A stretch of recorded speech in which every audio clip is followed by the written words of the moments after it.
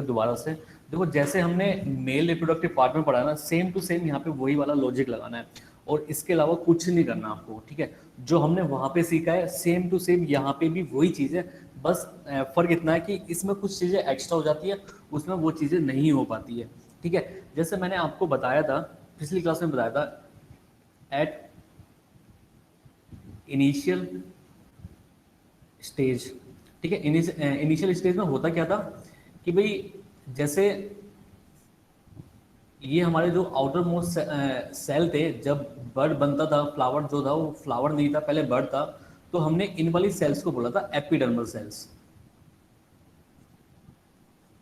ठीक है। ये थे एपिडर्मल सेल्स। उसके जस्ट नीचे मैंने आपको बताया था ये कौन से सेल्स थे, इनको हम बोलते थे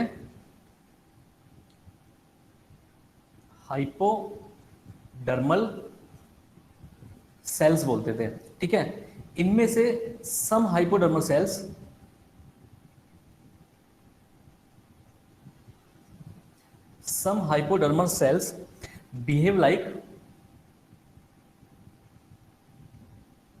behave like archisporial cells,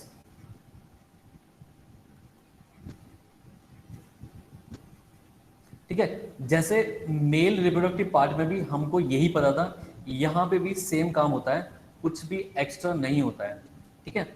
तो इसके आगे क्या था, अगर मैं इसके आगे देखूं कि भाई वहां पे क्या था, जो आर्किस्पोरियल सेल थी उनमें से कुछ सेल्स तो आउटर मोस्ट लेयर बना देती है, कुछ जो इनर जो सेंटर में होते हैं वो वाले फंक्शंस को परफॉर्म करते हैं।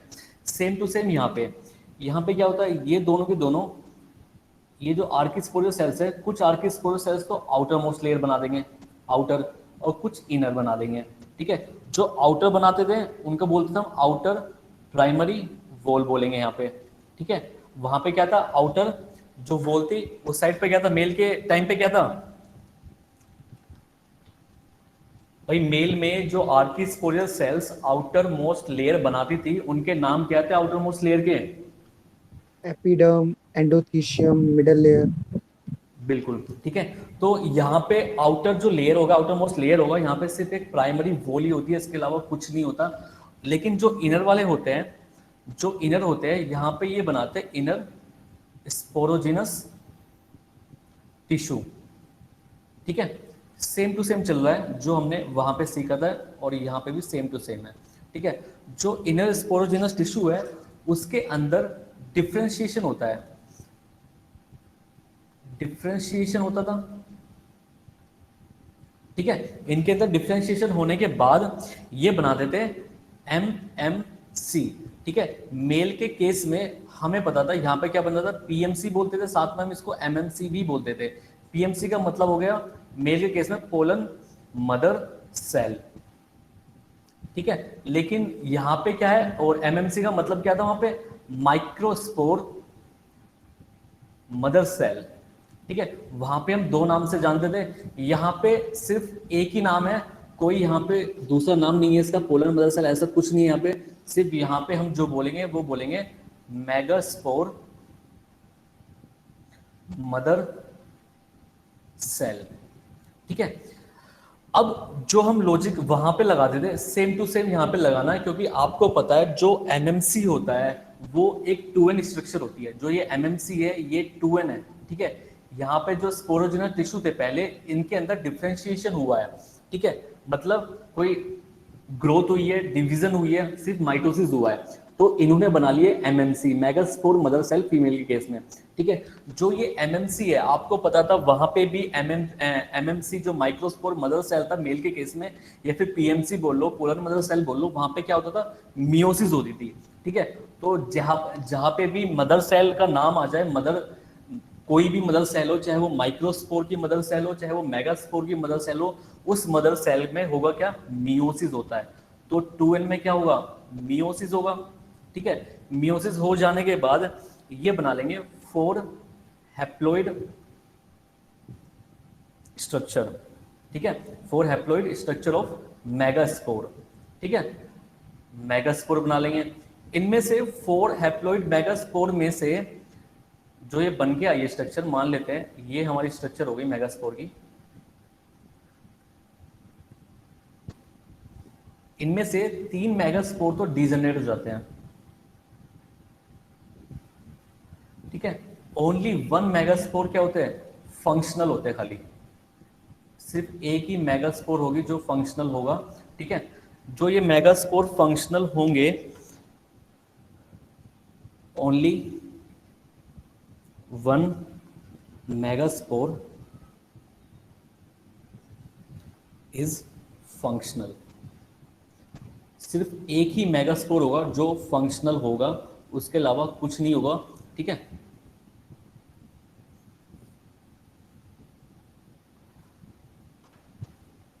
अब जैसे ये एक सेल है, ये जो हमारा फंक्शनल सेल है, ठीक है, फंक्शनल मेगास्पोर है। इस फंक्शनल मेगास्पोर को हम बोल सकते हैं first cell of female gametophyte, ठीक है। मतलब कि जो गैमेट बनाने जा रहा है, ये जो एम्ब्रियो बनाने जा रहा है बाद में, ठीक है, उसका सबसे पहला cell, first cell of female gametophyte is the megaspore, ठीक है। देखो जो हमने जो हमने जो हमने एमएमसी से मेगास्पोर बनाया था, मतलब मेगास्पोर मदर सेल से मियोसिस हो जाने के बाद जो हमने मेगास्पोर की फॉर्मेशन की है, ठीक है, इस प्रोसेस को हम बोलते हैं, this process is called mega sporogenesis, ठीक है। जैसे वहां पे पोलन मदर सेल या माइक्रोस्पोर मदर सेल से 4 हैप्लॉइड स्ट्रक्चर बनती थी, वहां पे टेट्राड बोलते थे, ठीक है। यहाँ पे सिर्फ मेगास्पोर ही बोलेंगे क्योंकि वहां पे डीजनरेट नहीं होते थे, लेकिन यहाँ पे 3 डीजनरेट हो जाते हैं, इस वजह से यहाँ पे टेट्राड स्ट्रक्चर हम नहीं बोलते हैं, ठीक है। वहां पे क्या होता था मेल के केस में कि पीएमसी से जब माइक्रोस्पोर बनता था उसको हम बोलते थे माइक्रोस्पोरोजेनेसिस। ऐसे ही यहाँ पे जब एमएमसी से मेगास्पोर मदर सेल से 4 हैप्लॉइड स्ट्रक्चर का फॉर्मेशन होगा, उस प्रोसेस को हम बोलेंगे मेगास्पोरोजेनेसिस, ठीक है। मतलब मेगास्पोर का बनना किससे, मेगास्पोर का बनना किससे, मेगास्पोर मदर सेल से, किसके थ्रू, थ्रू मियोसिस डिवीजन के थ्रू। आप लोगों को समझ में आ रहा है? Yes sir. Yes sir. Yes sir. Okay. तो जो ये एक जो सेल थी, जो फर्स्ट, मतलब जो 4 हैप्लॉइड स्ट्रक्चर हमारे पास आया था, मतलब हमने उसको मेगास्पोर बोला था, उनमें से 3 सेल तो डिजेनेट हो गए थे, ठीक है। ओनली एक सेल था उनमें से जो फंक्शनल था, जिसे हम मेगास्पोर बोल रहे हैं, ठीक है। वो जो फर्स्ट जो सेल था जो फंक्शनल रह गया था, उस वाले स्टेज को हम बोल सकते हैं first cell of female gametophyte. यहाँ से भी क्वेश्चन पुटअप हो सकता है कि भाई पहली सेल कौन सी होती है फीमेल गैमेटोफाइट के अंदर, ठीक है। तो आप बता सकते हैं कौन सी होती है या फिर कौन सी नहीं होती है, ठीक है। अब इसके बाद इस वाले सेल के अंदर क्या होता है, फर्स्ट मियोसिस होता है, सॉरी माइटोसिस होगा, ठीक है। क्योंकि जो मेगास्पोर है वो एन स्ट्रक्चर है, जो मेगास्पोर मदर सेल है वो 2n था। तो अब जितने भी यहाँ पे डिवीजन होंगे, ठीक है, देखो जहां पे भी मदर सेल आ जाए इसका मतलब है वहां पे मियोसिस होने जा रहा है, ठीक है। ये तो कॉमन सेंस वाली बात है। और जितने भी एन स्ट्रक्चर है, ठीक है, एन टाइप का, ठीक है, उनके अंदर, सभी के अंदर जितनी भी डिवीजन होगी वो कहलाएगी माइटोसिस। बस माइटोसिस के अंदर 2 फर्क हो सकते हैं, या तो वहां पे कैरियोकाइनेसिस होगा या फिर दोनों ही हो जाएंगे, कैरियो और साइटोकाइनेसिस, ठीक है। जो यहाँ पे हो रहा है, यहाँ पे माइटोसिस डिवीजन हो रहा है, वो भी कैरियोकाइनेसिस वाला, और ये फॉर्मेशन कर रहा है किस चीज का, 2 न्यूक्लिएटेड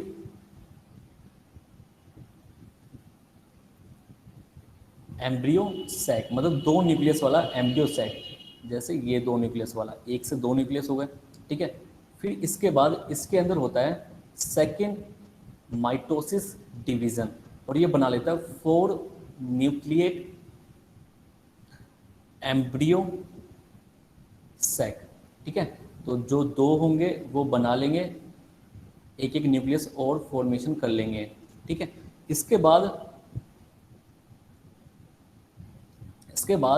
इस 4 न्यूक्लियर स्ट्रक्चर में भी थर्ड टाइम माइटोसिस होता है। ठीक है, माइटोसिस होना हो जाने के बाद ये बना लेंगे 8 न्यूक्लिएट एम्ब्रियो सैक। ठीक है, तो जो ये एम्ब्रियो सैक होगा कुछ इस टाइप का मैं आपको बना के दिखा दूंगा कि ये बन गए हैं 8 structure of 8 nucleate embryo sac. ठीक है, जो ये एक 8 न्यूक्लिएट एम्ब्रियो सैक है, इसको हम बोल सकते हैं, इसको हम बोल सकते हैं दैट इज, ये क्या है, ए टिपिकल फीमेल गैमिटोफाइट। ठीक है, टिपिकल फीमेल गैमिटोफाइट क्यों बोले, क्योंकि ये फाइनल स्टेज पे पहुंच गई, अपनी फाइनल स्टेज पे अपनी है। ठीक है, इसके बाद सिर्फ क्या होगा, इसके अंदर मैच्योरिटी होगी। ठीक है, ये मैच्योर हो जाएगा। ठीक है, जो ये न्यूक्लियस है, अलग अलग जो न्यूक्लियस आपको दिखाई दे रहे हैं, यहाँ पे ये सेल की फॉर्मेशन कर लेगा। ठीक है, तो मतलब है कि इस वाले प्रोसेस के बाद जब ये 8 न्यूक्लिएट एम्ब्रियो सैक बना लेगा, इसके अंदर भी अभी क्या होगा, इसके अंदर होगा सेल्यूलर फॉर्मेशन, मतलब सेल का फॉर्मेशन होगा इसके अंदर। ठीक है, वो सेल का जो फॉर्मेशन होता है वो किस टाइप से होता है, जैसे अभी ये 8 न्यूक्लिएट स्टेज है। ठीक है, अब यहाँ पे क्या होगा, सेल का फॉर्मेशन भी होगा। तो सेल का जो फॉर्मेशन होगा वो किस टाइप से होगा, जैसे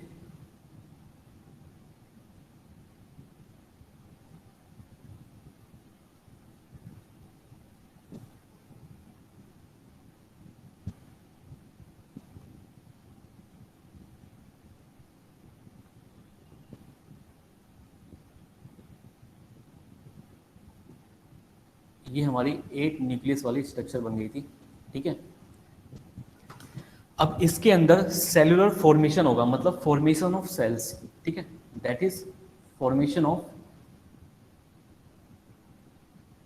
सेल्स का फॉर्मेशन होगा। ठीक है, इनमें से ये जो 3 न्यूक्लियस है, ये 3 न्यूक्लियस आपस में अपर साइड पे पहुंच जाएगी, और जो ये नीचे के 3 न्यूक्लियस है, ये नीचे के साइड पहुंच जाएंगे। ठीक है, और अलग अलग सेल का फॉर्मेशन कर लेंगे।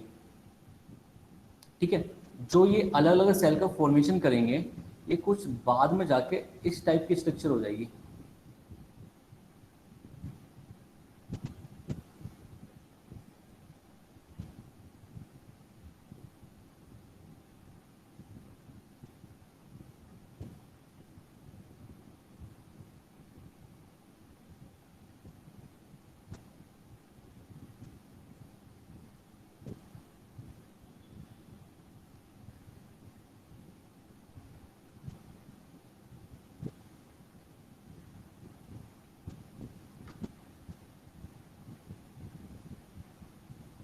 ठीक है जी, जो ये अपर साइड पे सेल चले जाएंगे, जो ये वाला एंड है यहाँ पे, ठीक है, ये वाला एंड कहलाता है चलाजल एंड।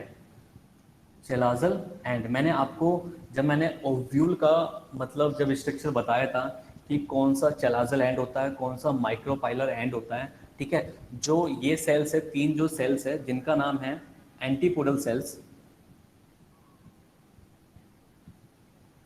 एंटीपोडल सेल्स, हम उन सेल्स को बोलेंगे जो चलाजल एंड पे प्रेजेंट होगा। ठीक है, और जो ये बाकी ये 2 न्यूक्लियस है, एक ये अपर वाला और ये लोअर वाला, ये आ जाएंगे सेंटर पे। तो ये सेंटर पे प्लेस हो जाएंगे 2 न्यूक्लियस है। ठीक है, और इन न्यूक्लियस को हम बोलेंगे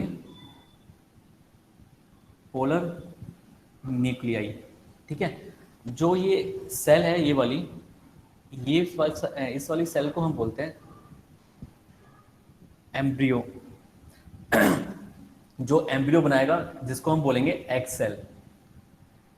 तो इसको एग लिख देते हैं यहाँ पे, ये है एग सेल। और जो ये जो 2 सेल है साथ में, ये और ये एग सेल के साथ, ये होती है सिनर्जिड सेल्स। ठीक है, देखो जो सिनर्जिड सेल है, इनके 2 न्यूक्लियस भी है, एक न्यूक्लियस ये रहा, एक न्यूक्लियस ये रहा, लेकिन जो इनके ऊपर मैंने ये गोल गोल दिखा रखे, ये है वैक्यूल। ठीक है, ये है वैक्यूल। और जो ये है एक्सेल, एक्सेल का जो न्यूक्लियस होता है वो हमेशा अपर साइड में रहता है, और जो सिनर्जिड सेल के जो न्यूक्लियस होते हैं हमेशा लोअर साइड पे रहते हैं, लेकिन जो सिनर्जिड सेल के जो वैक्यूल है वो अपर साइड पे रहेंगे, लेकिन जो एग सेल के जो वैक्यूल है वो लोअर साइड पे कहीं मिलेंगे आपको नीचे जाके। ठीक है, तो ये 3D स्ट्रक्चर अगर मैं ये एग सेल को दिखाना चाहूँगा, तो जब ये एग सेल होगा तो जो इसका अपर साइड पर होगा ये होगा न्यूक्लियस, यहाँ पे ये न्यूक्लियस होगा एग सेल का, और यहाँ पे नीचे की साइड होगा वैक्यूल। ठीक है, तो जो एक्सेल है, जो एक्सेल है उसका जो न्यूक्लियस है वो अपर साइड पे है, लेकिन जो सिनर्जिड सेल्स है उनका जो न्यूक्लियस है वो लोअर साइड पे प्रेजेंट रहता है। और जहाँ पे एक्सेल होता है, जहाँ पे सिनर्जिड सेल्स होती है, उस वाले एंड को हम बोलते हैं माइक्रो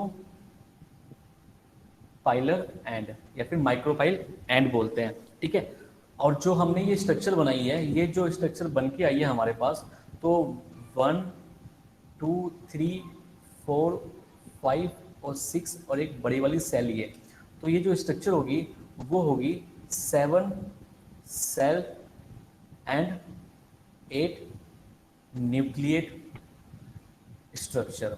क्या आप लोग बता सकते हो क्यों जो सिनर्जिड सेल्स होती हैं उनका जो न्यूक्लियस होता है वो लोअर साइड पे होता है, क्यों जो एक्सेल होता है उसका जो न्यूक्लियस होता है वो अपर साइड पे होता है? क्या किसी को पता है ये बात?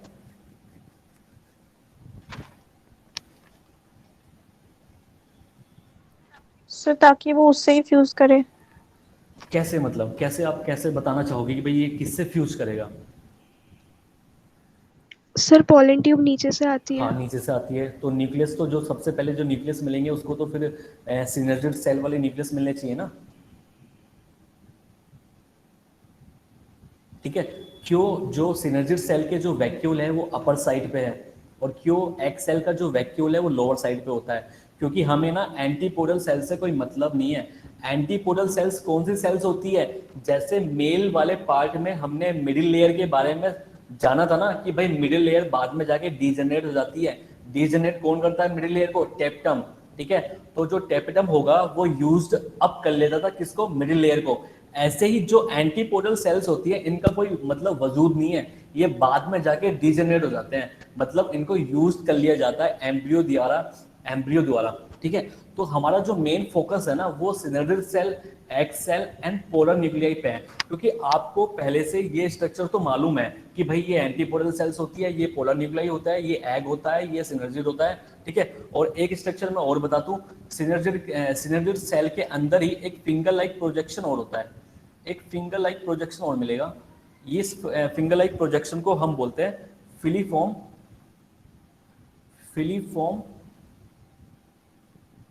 एपरेटस। ठीक है, तो अभी मैं इनके बारे में बताऊंगा भाई फिलीफॉर्म एपरेटस भी किस यूज में होता है, किस काम में आता है।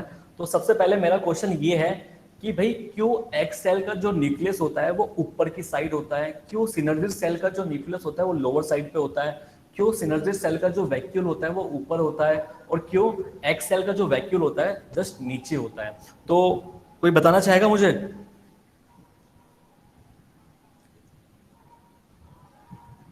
सर पेन बनने के लिए। नहीं, पैन तो बन ही जाएगा बेटा, जब इसमें पोलन ट्यूब बनेगी, वहां से दो मेल गैमेट आएंगे, तो जाइगोट की फॉर्मेशन भी होगी और पैन भी बनेगा, वो तो होना ही होना है, वो डबल फर्टिलाइजेशन तो होना ही होना है। मेरा क्वेश्चन सिर्फ ये है कि सिनर्जिड सेल के न्यूक्लियस लोअर साइड पे क्यों होते हैं, क्यों एक्स सेल का जो न्यूक्लियस है वो अपर साइड पे होता है?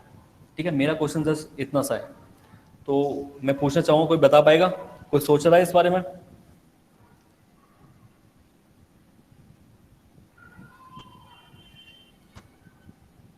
जल्दी सोचो फटाफट, मैं एक लाइन लिखता हूँ आप लोगों के लिए। जो हमने ये एम्ब्रियो सेक पढ़ा है पूरा का पूरा, जो हमने ये 7 सेल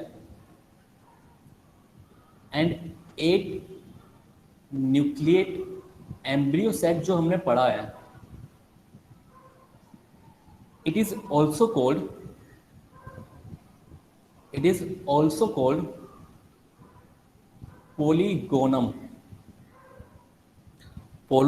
पोलीगेनम एम्ब्रियो सेक। इस 7 सेल एंड 8 न्यूक्लिएट स्ट्रक्चर को या एम्ब्रियो सेक को हम पोलीगोनम एम्ब्रियो सेक भी बोलते हैं। वेरी वेरी इंपॉर्टेंट है भाई, ये नीट के पॉइंट ऑफ व्यू से इससे एक क्वेश्चन आ चुका है, ठीक है। तो मतलब ऐसे ही लिख देते हैं कि भाई मतलब स्टेटमेंट के थ्रू कि 3-4 स्टेटमेंट दे दी, उसमें से ये भी दे दिया कि जो हम एम्ब्रियो सेक पढ़ते हैं 7 सेल एंड 8 न्यूक्लियर स्ट्रक्चर, क्या हम उसको पॉलीगोनम एम्ब्रियो सेक भी बोल सकते हैं या नहीं बोल सकते हैं? तो बिल्कुल बोलते हैं उसको हम पॉलीगोनम एम्ब्रियो सेक। क्योंकि क्यों बोलते हैं उसको पॉलीगोनम एम्ब्रियो सेक, कोई बता पाएगा?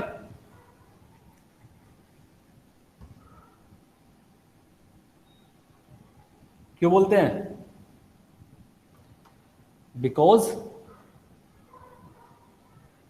Because it is first seen in polygonum plant species में, ठीक है। क्योंकि सबसे पहले 7 सेल एंड 8 न्यूक्लिएट स्ट्रक्चर जो है सबसे फर्स्ट टाइम पे ये पॉलीगोनम प्लांट स्पीसीज में ही ढूंढा गया था। इसलिए जो हम 7 सेल 8 न्यूक्लिएट स्ट्रक्चर होता है उसको हम पॉलीगोनम एम्ब्रियो सैक भी बोलते हैं। ये चीज क्लियर हो गई?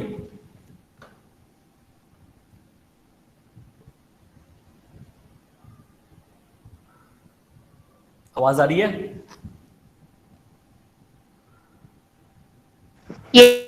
Yes sir. Yes sir. जो मैंने आपको बताया अभी भाई, इसको पॉलीगोनम भी एम्ब्रियो सैक भी बोलते हैं। ये चीज क्लियर हो गई क्यों बोलते हैं इसको हम?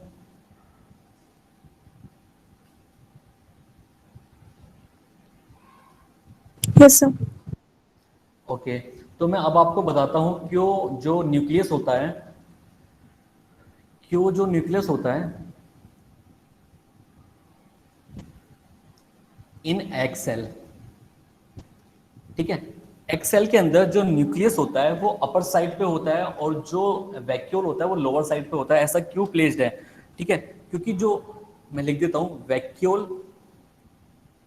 Present in lower side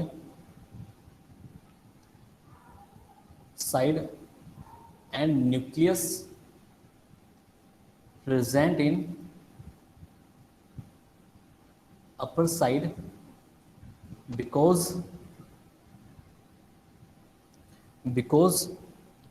vacuole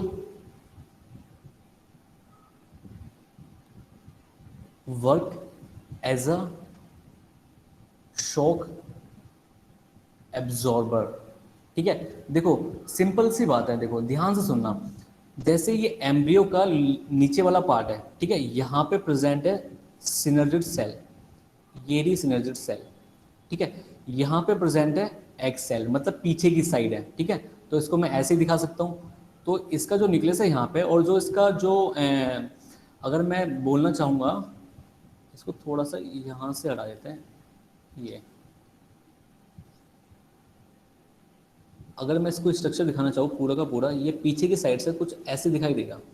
ये इसका वैक्यूल हो गया, ठीक है।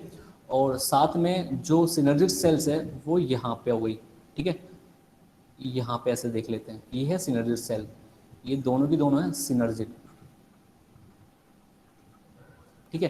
देखो अगर पोलन ट्यूब आ रही है, ऊपर से जो पोलन ट्यूब है वो आ रही है, तो पोलन ट्यूब ऐसे आएगी यहाँ पे,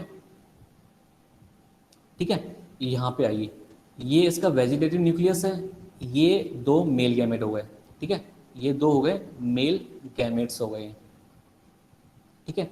और जो ये फर्स्ट जो आगे आगे चल रहा है चौधरी की तरह, ये है वेजिटेटिव न्यूक्लियस, ठीक है। वेजिटेटिव न्यूक्लियस को हम क्या बोलते हैं? ट्यूब न्यूक्लियस भी बोलते हैं, ठीक है। तो अब आप एक चीज सोचो कि जैसे पोलन ट्यूब बनती हुई आ रही है स्टिग्मा से होते हुए, स्टाइल से होते हुए, और सीधा जा रही है माइक्रोपाइल एंड पे, ठीक है। भाई माइक्रोपाइल एंड पे तो जाएगा ना जो पोलन ट्यूब होगा जर्मिनेशन के लिए, मतलब फ्यूजन के टाइम पे। तो सोचो क्या यार, मतलब ये स्टाइल से होते हुए और ये मतलब ओवरी से घूम के ये माइक्रोपाइल एंड पे जा रही है, क्या वैकेंट स्पेस है वहां पे? मतलब वहां पे खाली जगह पे है, मतलब वो खाली जगह है वो, कि भाई बिल्कुल ही होलो स्पेस हो और पोलन ट्यूब बनती हुई आ रही है और ऊपर की साइड चली गई है और आराम से जाके फ्यूजन हो गया? नहीं, देखो यहाँ पे ना किसी और कलर से दिखाता हूँ मैं आपको।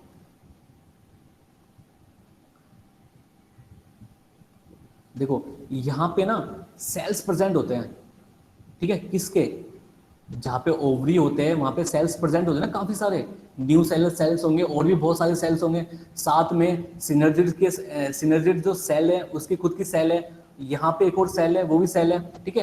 तो जब पोलन ट्यूब झटके से अंदर की साइड जर्मिनेट करती है, ठीक है, तो यहाँ पे मतलब जो न्यूक्लियस है वो, जो एग सेल का जो न्यूक्लियस है वो डिस्ट्रॉय ना हो जाए, वो खराब ना हो जाए, ठीक है। इसीलिए जो एग सेल का जो न्यूक्लियस होता है ना वो अपर साइड पे होता है, जो शॉक लगना होगा ना नीचे से, जो शॉक लगना होगा वो वैक्यूल पे लग जाएगा, ठीक है, न्यूक्लियस को कुछ नहीं होगा।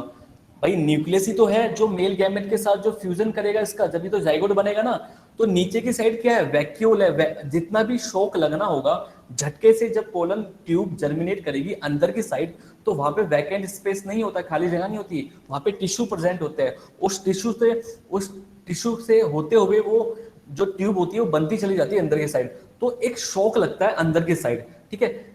उस शॉक को अगर नीचे की साइड न्यूक्लियस होगा तो वो जो न्यूक्लियस होगा वो डिस्ट्रॉय होने के चांसेस भी होते हैं, ठीक है। अब आपको समझ में आ गया कि एग सेल का जो न्यूक्लियस होता है वो अपर साइड पे क्यों होता है और जो वैक्यूल होता है वो लोअर साइड पे क्यों होता है, समझ में आ गई बात ये?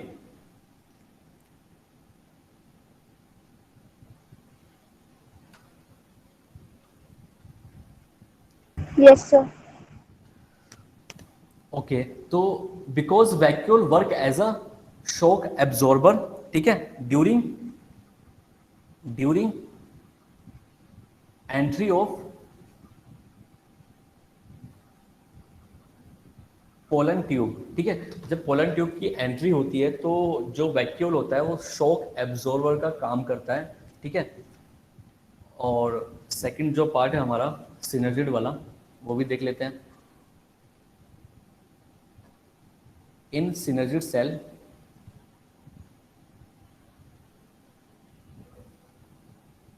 Vacuole present in upper side and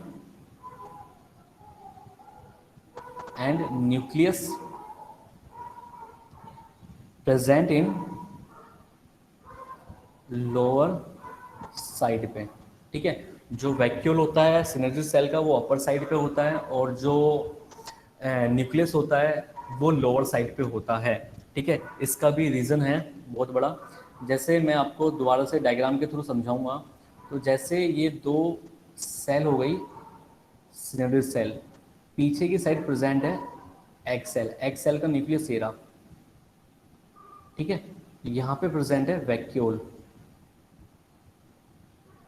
ठीक है, यहाँ पे न्यूक्लियस प्रेजेंट और ये ऐसे कुछ एम्ब्रियो बनता हुआ आ रहा है, ठीक है।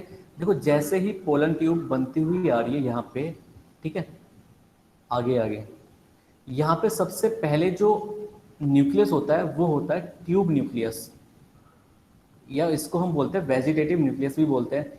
पीछे की साइड दो मेल गैमेट होते हैं, एक मेल गैमेट ये रहा और एक मेल गैमेट ये रहा, ठीक है।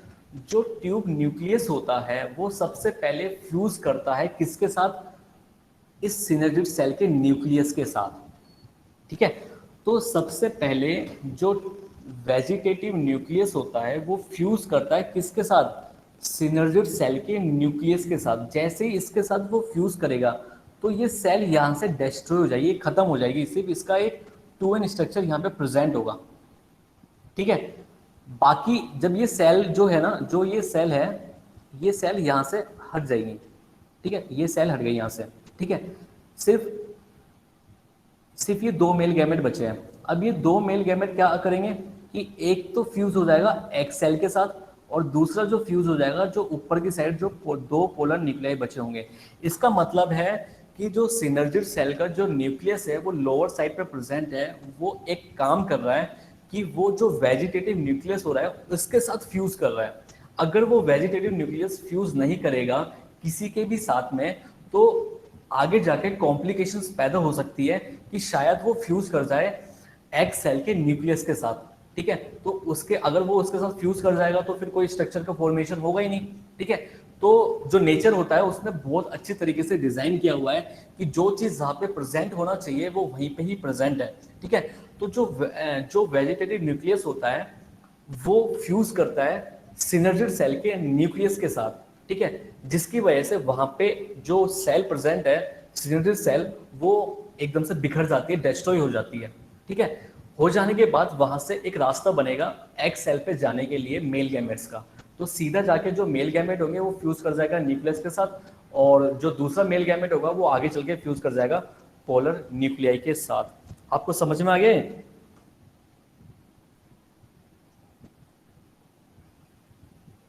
Yes sir. Because vacuole,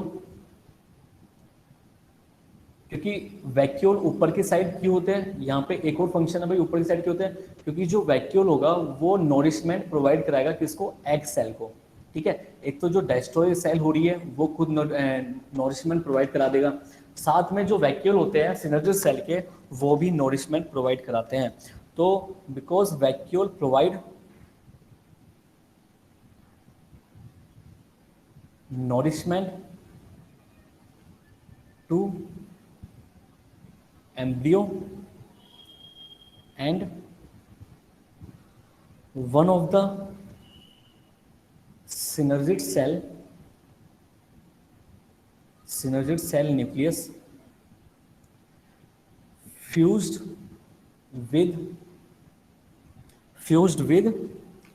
vegetative nucleus, जिसको हम ट्यूब न्यूक्लियस भी बोलते हैं, ठीक है।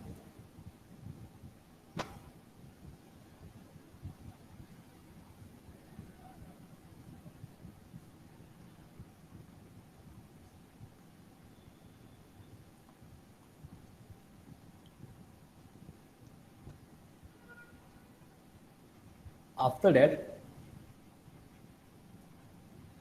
they provide space for male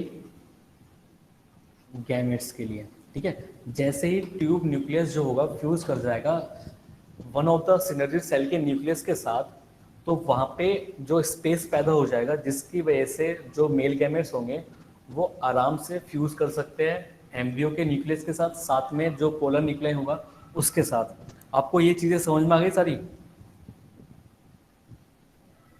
yes sir. Yes sir. Okay,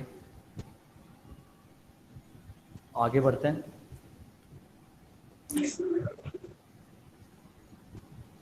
sir जो दूसरा स्पर्म सेल होता है वो मेल सेल, सर वो दूसरे सिनर्जिड सेल से क्यों नहीं फ्यूज करता? क्योंकि जो पोलन ग्रेन की डायरेक्शन होती है ना बनने की, जैसे यहाँ पे ये दो सिनर्जिड सेल हो गई, पीछे की साइड एक एक्सेल हो गई, ठीक है। जो पोलन ट्यूब, जैसे ये एम्ब्रियो सैक हो गया पूरा का पूरा, जो पोलन ट्यूब बनती आ रही है वो ऐसे बनती हुई आ रही है, ठीक है। और यहाँ पे प्रेजेंट होते हैं क्या, फिलीफोम एपरेटस, जो गाइड करते हैं पोलन ट्यूब की एंट्री के लिए। तो जिधर की साइड से ये पोलन ट्यूब बनता हुआ आ रहा है, तो एकदम से ये इधर की डायरेक्शन में मुड़ जाएगा, क्योंकि यहाँ पे फिलीफॉर्म एपरेटर्स मौजूद है पहले से ही, ठीक है। तो जैसे ही यहाँ पे ये फ्यूज करेगा, ये पोलन ट्यूब ग्रो करने की कोशिश करवाएगा यहाँ पे, ठीक है। जो पोलन ट्यूब अभी ये ग्रो होगी यहाँ पे, तो यहाँ से जो सबसे पहला न्यूक्लियस होता है बाहर की साइड, ये होता है वेजिटेटिव न्यूक्लियस। अब ये वेजिटेटिव न्यूक्लियस जाके ना सबसे पहले फ्यूज कर जाएगा इसके साथ। तो सबसे पहले जो डर होता है ना, मतलब अगर ये वेजिटेटिव न्यूक्लियस फ्यूज नहीं हुआ किसी के साथ भी, तो इसका मतलब है ये डर हो सकता है आगे जाके कॉम्प्लिकेशंस हो सकती है कि ये जो वेजिटेटिव न्यूक्लियस है ये फ्यूज कर जाए एग सेल के साथ, ठीक है। तो नेचर का डिजाइन है, तो ठीक है, नेचर ने इतनी अच्छी तरीके से डिजाइन किया है कि हर चीज अपनी जगह पे परफेक्ट है, ठीक है। मिल गया आंसर आपको?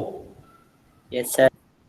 ओके, तो अब बात करते हैं फिलीफॉर्म एपरेटस की। तो मैंने आपको बताया अभी ये फिलीफॉर्म एपरेटस, अभी डायग्राम बना के दिखाया मैंने आपको। तो जो फिलीफॉर्म एपरेटस होता है,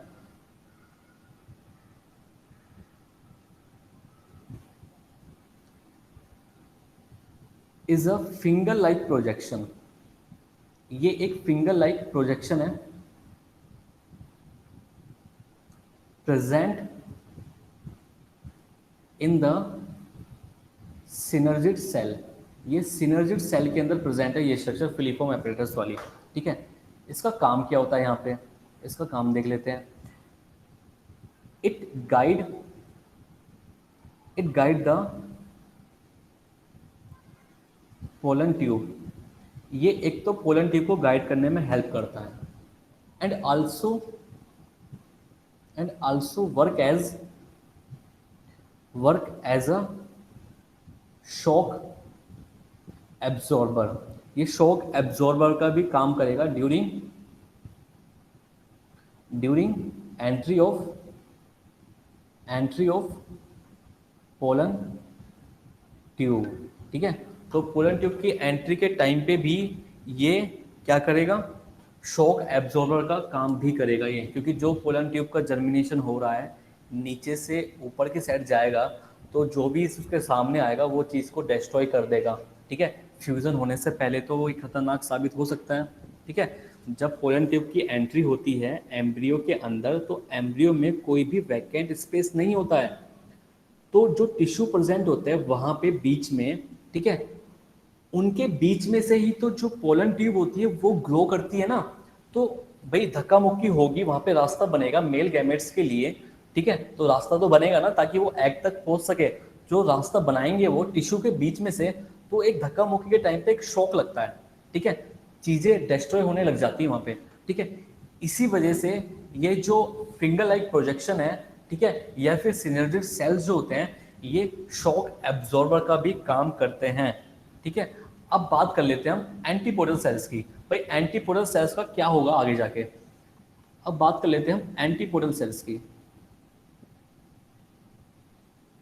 एंटीपोडल सेल्स, ठीक है, देखो जो एंटीपोडल सेल्स जो होती है ना, मैंने बिल्कुल जस्ट आपको अभी बताया, जो एंटीपोडल सेल्स होते हैं वो यूज्ड अप हो जाते हैं, मतलब उन्हें मतलब ले लिया जाता है नॉरिशमेंट की वजह से। ठीक है, जैसे हमने मिडिल लेयर के बारे में पढ़ा था कि मिडिल लेयर को यूज्ड अप कर लिया जाता है टेप्टम द्वारा। ठीक है, ऐसे ही जो एंटीपोडल सेल्स होते हैं उनको भी यूज्ड अप कर लिया जाता है, तो ये used up during embryo formation के टाइम पे, जब जाइगोट बन जाएगा वहाँ पे, जाइगोट के बाद एम्ब्रियो की फॉर्मेशन होगी, उसको भी तो नॉरिशमेंट चाहिए ना, चाहिए, तो नॉरिशमेंट कहाँ से लेगा, जो आसपास की सेल्स वगैरह होगी वहाँ से वो नॉरिशमेंट लेता रहेगा। ठीक है, तो यहाँ पे एक चीज़ और लिख देता हूँ ताकि आपको ये चीज़ याद रहे कि लाइक मिडिल लेयर जैसा काम है इनका, जो मिडिल लेयर होता है वो भी यूज अप कर लिया जाता है बाय टेप्टम। ठीक है, टेप्टम द्वारा मिडिल लेयर यूज अप कर लिया जाता है। ठीक है, जब पोलन ग्रेन की मैच्योरिटी आती है उस वक्त की बात बता रहा हूँ मैं आपको। ठीक है, आगे चलते थोड़ा सा।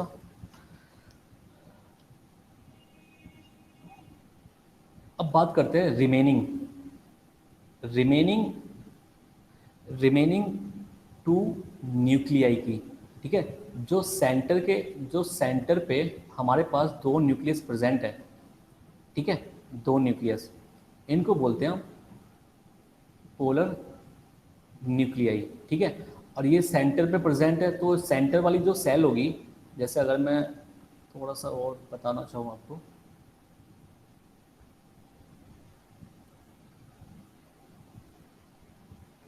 ठीक है, ये जो सेल है ये बड़े वाली सेल है, सेंटर सेल है,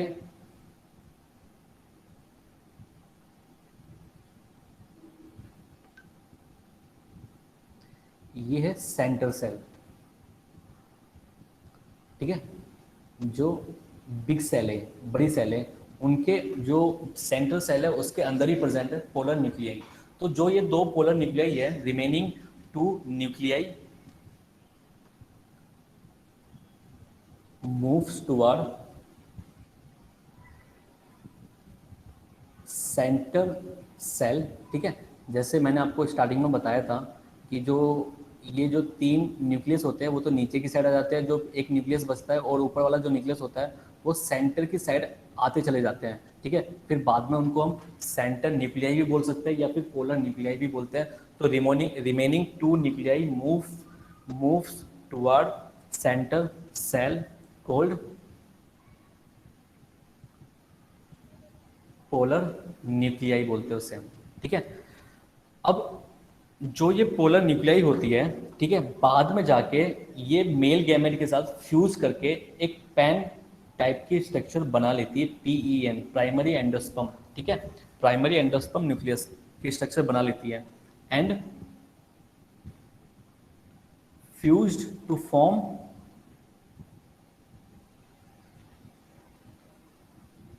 डिप्लॉयड सेकेंडरी न्यूक्लियस, ठीक है।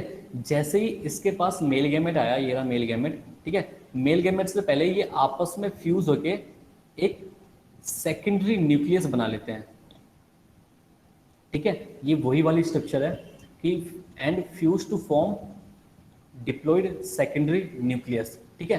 तो फिर ये सेकेंडरी जो न्यूक्लियस होगा और जो मेल गैमेट होगा ये इसके साथ फ्यूज होके ये बना लेता है क्या, PEN, प्राइमरी एंडोस्पर्म न्यूक्लियस, ठीक है, ये स्ट्रक्चर बना लेता है। मैं आपको फंक्शन बताऊंगा जब मैं फर्टिलाइजेशन बताऊंगा कि भाई मेल और फीमेल की फर्टिलाइजेशन कैसे होती है। आपको ये पार्ट समझ में आ गया पूरा?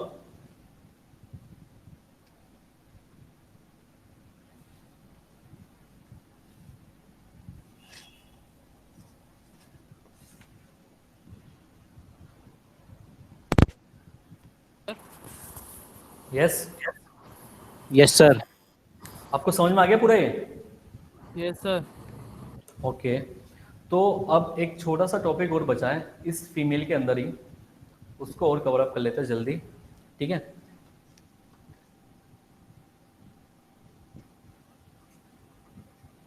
टाइप्स ऑफ ओव्यूल, ओव्यूल के टाइप, ठीक है, टाइप्स ऑफ ओव्यूल। ओव्यूल के जो टाइप्स है वो 6 टाइप के होते हैं, ठीक है। जैसे हमने अभी जब हमने स्टार्टिंग करी थी फीमेल रिप्रोडक्टिव पार्ट की, जो हमने कुछ इस तरीके से स्ट्रक्चर बनाया था उसका,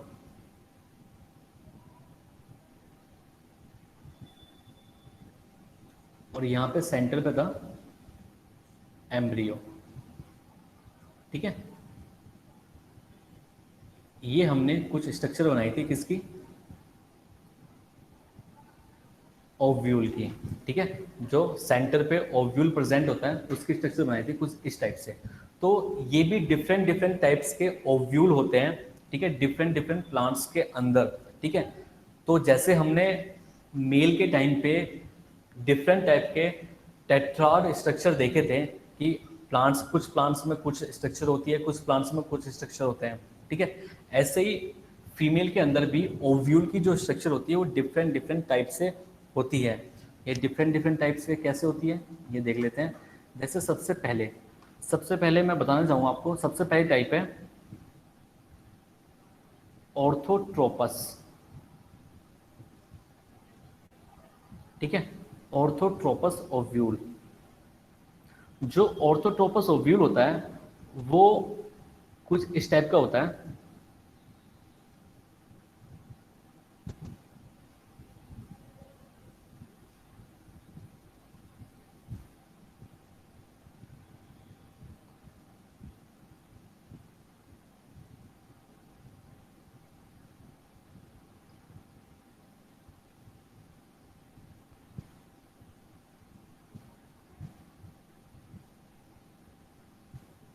सेंटर पे ये ओव्यूल है,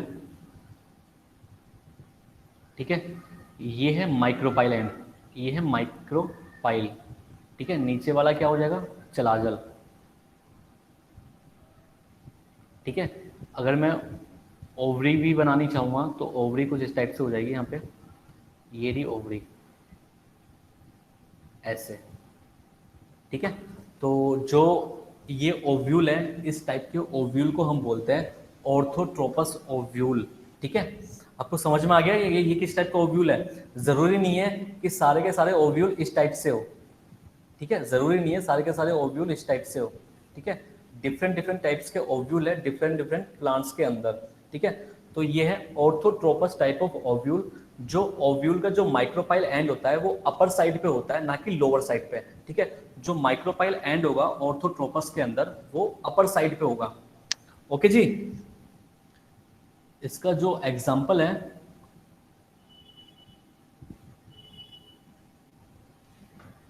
इसका जो एग्जाम्पल है वो है पॉलीगोनम।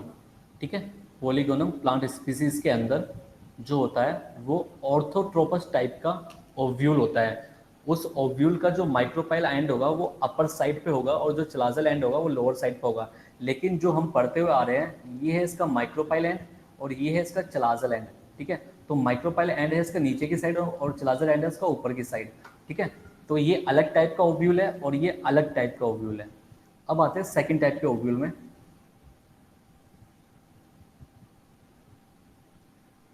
सेकंड टाइप है एनाट्रोपस। जो एनाट्रोपस ओव्यूल है वो मोस्ट कॉमन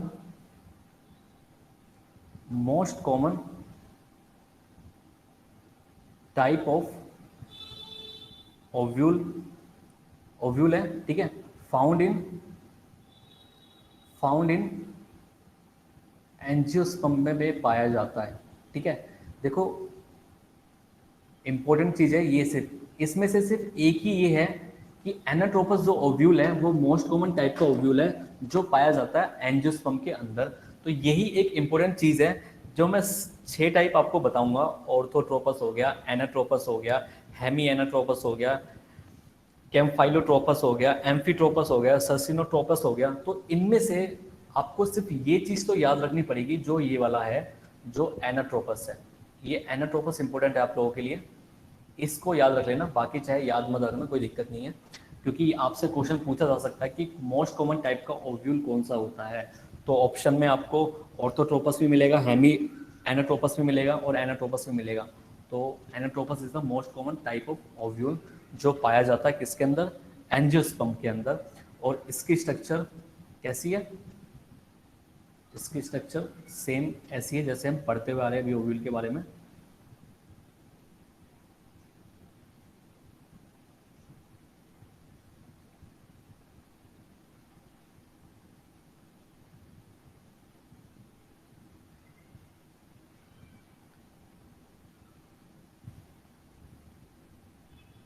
ठीक है, ये है माइक्रोपाइल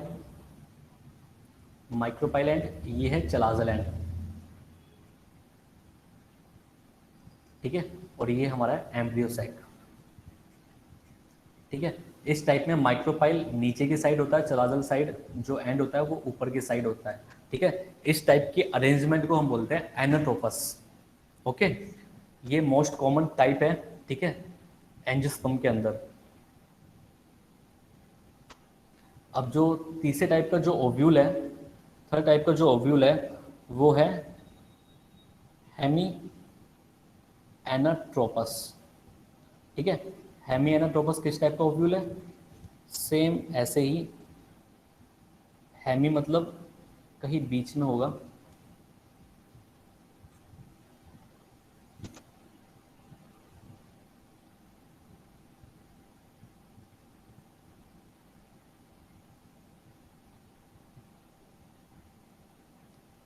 ये रहा ओव्यूल, ये है माइक्रोपाइल,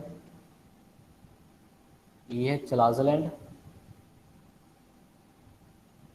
ठीक है, और यहाँ पे ये है फ्यूनिकल। ठीक है, तो जो माइक्रोपाइल है वो एक हॉरिजॉन्टल सरफेस पे आ रहा है, हॉरिजॉन्टल सरफेस पे है जो माइक्रोपाइल है। ठीक है, इसका जो एग्जाम्पल है ये पाया जाता है रेननकुलस के अंदर, ये पाया जाता है हेमी एनाट्रोपस टाइप का ओव्यूल। अब बात करते हैं 4 नंबर पे क्या है,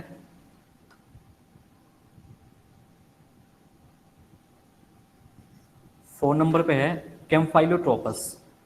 सर हेमियोट्रोपस का एग्जांपल क्या था? रेननकुलस दिखाई दे रहा हूँ? Yes sir.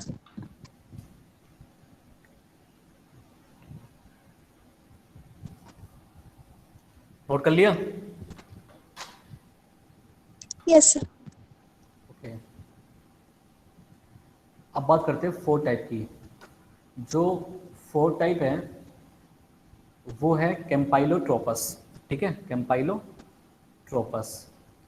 कैम्पाइलोट्रोपस जो ओव्यूल है वो कुछ इस टाइप से है कि ये थोड़ा सा बैंड हो रखा है,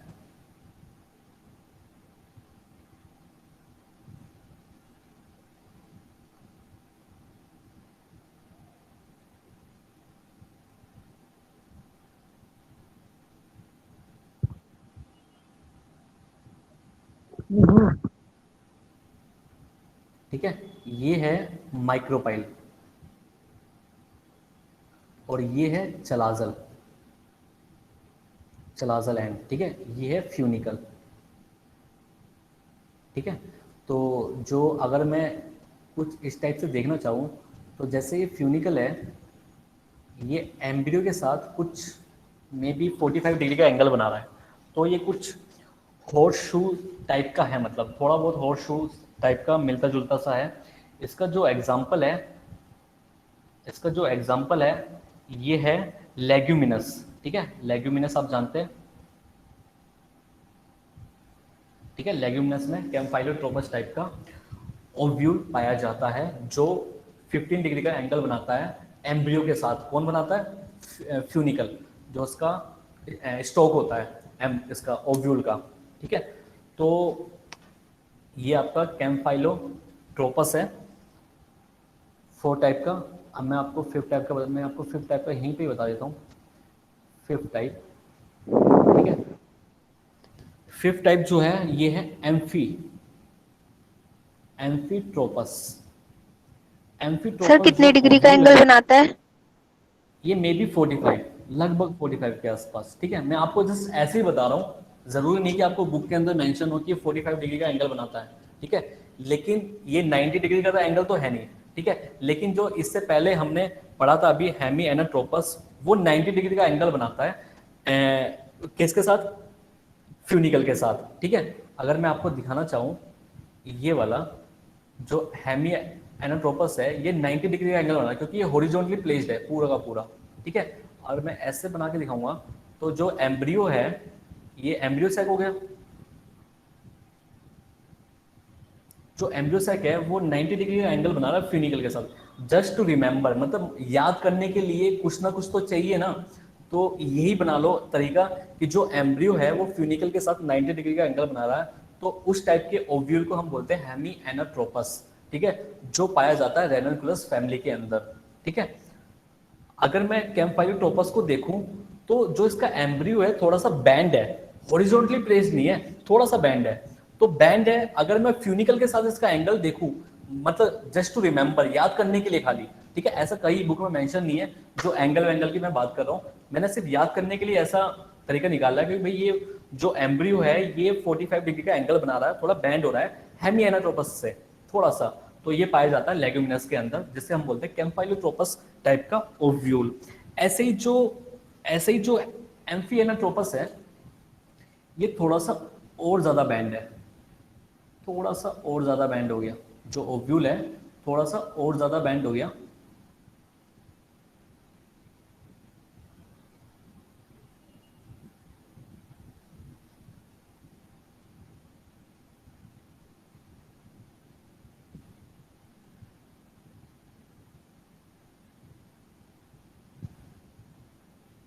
कुछ इस टाइप से बना देंगे इसको, ठीक है। थोड़ा सा जो ये है, जो ये एम्ब्रियो है, एम्ब्रियो सैक, ये फ्यूनिकल है। तो इसको याद करने के लिए मैंने जो फ्यूनिकल जो है, मैंने जो ट्रिक निकाली है इसको याद करने के लिए कि ये एम्फीहेनाट्रोपस जो है, एम्पीट्रोपस जो है वो एम्ब्रियो के साथ 15 डिग्री का एंगल बना रहा है, कैम्पाइलोट्रोपस बना रहा है 45 डिग्री का एंगल, और जो फ्यूनिकल है, जो हेमीएनाट्रोपस है वो 90 डिग्री का एंगल बना रहा है फ्यूनिकल के साथ। मैंने सिर्फ याद करने के लिए ऐसा बताया आप लोगों को, ऐसा नहीं है कि एंगल भी बना रहा है ये, ठीक है। ओके जी, समझ में आ गया आपको? Yes sir.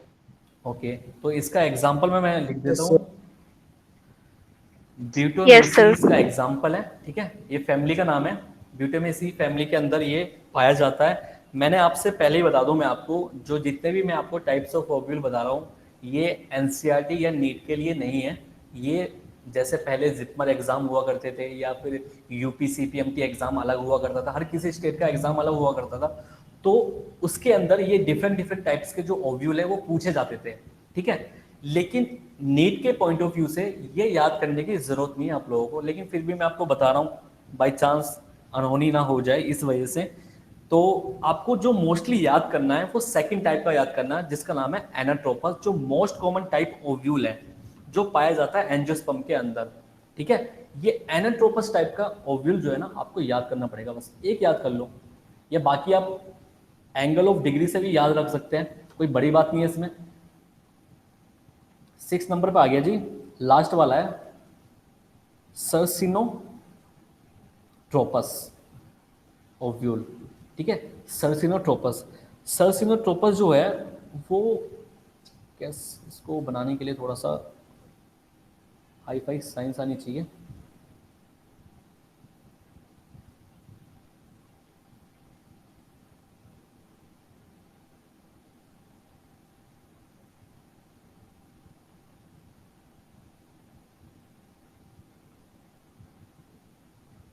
ये है फ्यूनिकल, ठीक है, ये है फ्यूनिकल जो यहाँ से अटैच्ड है, और जो उसका माइक्रोपाइल एंड है वो ऊपर की साइड है। लेकिन मतलब ये मान के चलो आप कि जैसे हमने ये पढ़ा था ना, ये पढ़ा, ये हमने अगर मान लो कि ये एक ओव्यूल है, ठीक है, इसको थोड़ा घुमा दो, इसको थोड़ा सा बैंड कर दो, ऐसे कर दो इसको, तो कुछ ये इस टाइप का आ जाएगा, ठीक है। इसको बोलते हैं सर्सिनोट्रोपस टाइप का ओव्यूल। जो माइक्रोपाइल है इसका ये रहा, माइक्रोपाइल, माइक्रोपाइल इसका ये रहा, ठीक है, एम्ब्रियो ये रहा, और चलाजल एंड ये रहा, और जो पोलन ट्यूब आएगी वो घूम के ही आएगी, ऐसे करके, ऐसे करके यहाँ पे आएगी पोलन ट्यूब, ठीक है। तो ऐसा नहीं है कि यहाँ पे स्पेस नहीं है, स्पेस भी होगा। और वैसे मैं आपको बता दूँ, जो पोलन ट्यूब होती है वो जो टिश्यू वगैरह को होती है उनको चीरती हुई आती है, ठीक है। तो और जो ये इसका जो एग्जाम्पल है वो है अपनशिया, ये अपनशिया में पाया जाता है इस टाइप का सर्सिनोट्रोपस ओव्यूल, ठीक है। 6 टाइप के ओव्यूल है, 6 टाइप के ओव्यूल मैंने आपको बताए हैं। तो 6 टाइप के ओव्यूल जो है वो कौन कौन से हैं देख लेते हैं, ठीक है। सबसे पहले मैंने आपको बताया है ऑर्थोट्रोपस, सेकंड है एनाट्रोपस, थर्ड कौन सा था, एम्फी एनाट्रोपस, फोर्थ है कैम्पाइलोट्रोपस, फिफ्थ है एम्फीट्रोपस, सिक्स्थ है सर्सिनोट्रोपस, ठीक है। ऑर्थोट्रोपस क्या है, इसका माइक्रोपाइल ऊपर की साइड है, ठीक है। और एग्जांपल मैंने बता दिया पोलीगोनम, ठीक है। और पोलीगोनम जो होता है वो मैंने आपको बताया था, जो 7 सेल 8 न्यूक्लियर स्ट्रक्चर जो हम पढ़ते हैं सबसे पहले पोलीगोनम में ही फाउंड की गई थी, इसलिए हम जो 7 सेल 8 न्यूक्लियर स्ट्रक्चर है उसको हम पोलीगोनम टाइप का एम्ब्रियो सैक भी बोलते हैं। तो ये ऑर्थोट्रोपस याद करने में इजी है। एनाट्रोपस कैसे याद करना, मोस्ट कॉमन टाइप है जो एनसीईआरटी ने मेंशन कर रखा है वो क्या है, एनाट्रोपस ही है वो, ठीक है। और ये हेमीट्रोपस ये 90 डिग्री का एंगल बना रहा है ओव्यूल के साथ, जो फ्यूनिकल है ये 45 डिग्री का एंगल बना रहा है, ये 15 डिग्री का एंगल बना रहा है, और ये थोड़ा सा मतलब घूम गया है, पूरा रोटेट कर गया है, ठीक है। कुछ इस तरीके से याद कर लो आप, इनको याद करने में बहुत ईजी है, एक बार याद कर लोगे कोई दिक्कत नहीं होगी, ठीक है जी। आपको समझ में आ गया इतना? Yes, sir. Yes, sir. Okay, आगे बढ़े अब।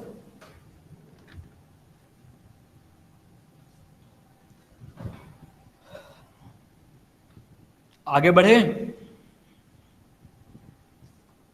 Yes, sir. Yes, sir. Okay.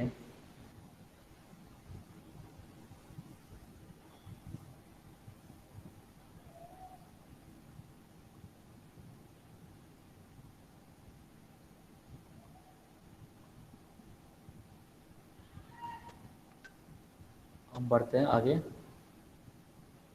ठीक है, आगे बढ़ते हैं। हमारा जो फीमेल रिप्रोडक्टिव पार्ट है वो पूरा खत्म हो चुका है। कोई डाउट्स हो तो मुझसे पूछ लेना, ठीक है। और अब हमारा जो नेक्स्ट टॉपिक है वो है पोलन पिस्टिल इंटरेक्शन, ठीक है, पोलन पिस्टिल इंटरेक्शन, ठीक है। इसके बाद जो नेक्स्ट टॉपिक होगा हमारा वो होगा, excuse me sir. Yes, sir जो वो एक सिनर्जिड सेल बच गया था वो डिग्रेड हो जाएगा बाद में। कौन सा? जो एक सिनर्जिड सेल फ्यूज नहीं हुआ था वेजिटेटिव न्यूक्लियस के साथ। उन देखो, जैसे ये सिनर्जी सेल बच गया आपका, ठीक है, एक एम्ब्रियो ये बच गया एम्ब्रियो, ठीक है, एक तो खत्म हो गया, ये एक मेल गैमेट इसके साथ फ्यूज हो जाएगा। इसके पास क्या है? वैक्यूल, वैक्यूल से ये नॉरिशमेंट देता रहेगा इसको, और बाद में जाके जब एम्ब्रियो बन जाएगा, एम्ब्रियो जो होता है वो सब कुछ यूज अप कर लेता है, आसपास का एरिया सारा का सारा, ठीक है। ये सब बाकी चीजें जो है ना, सब की सब डिजेनरेट हो जाएगी आगे जाके, ठीक है। Yes sir. ओके, देखो पोलन पिस्टिल इंटरेक्शन बहुत ध्यान से सुनना, बहुत इंपॉर्टेंट चीज है, क्योंकि ये चैप्टर ही पूरा इंपॉर्टेंट है, एक एक चीज इसकी बहुत ज्यादा इंपॉर्टेंट चीज है काफी, ठीक है। जैसे मैं आपको स्टार्ट करता हूँ, पोलन पिस्टिल इंटरेक्शन होता क्या है एक्चुअली में। जैसे ये है पिस्टिल, सही बन गया इस बात तो, ओह गड़बड़ हो गई।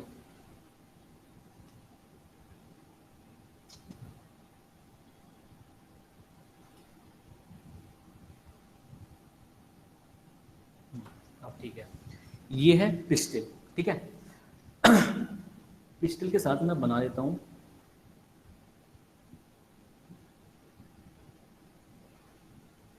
ये है स्टेमन,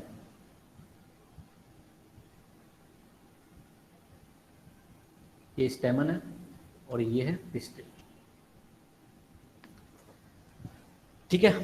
ये दोनों चीज़ों आपको पता लग गई। अगर मान लो कि ये दूसरा प्लांट है, ये अलग प्लांट पे प्रेजेंट है और यहाँ पे एक अलग टाइप का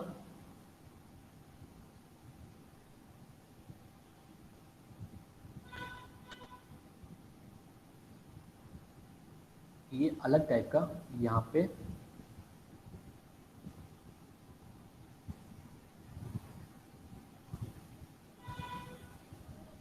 स्टेमन प्रेजेंट है, ये अलग टाइप का स्टेमन है, मतलब अलग प्लांट पे, ठीक है। अगर यहां से इस वाले एंथर से, ये क्या एंथर है, स्टेमन का एंथर है, ठीक है, इस एंथर से पोलन ग्रेन रिलीज होके इसी के जो ये फीमेल पार्ट है पिस्टिल, इसी के ऊपर जाके बैठ जाए, ठीक है। या फिर जो ये डिफरेंट प्लांट है, ये है डिफरेंट प्लांट, डिफरेंट प्लांट का फ्लावर है, ठीक है, सेम प्लांट पे नहीं है, ठीक है। या अगर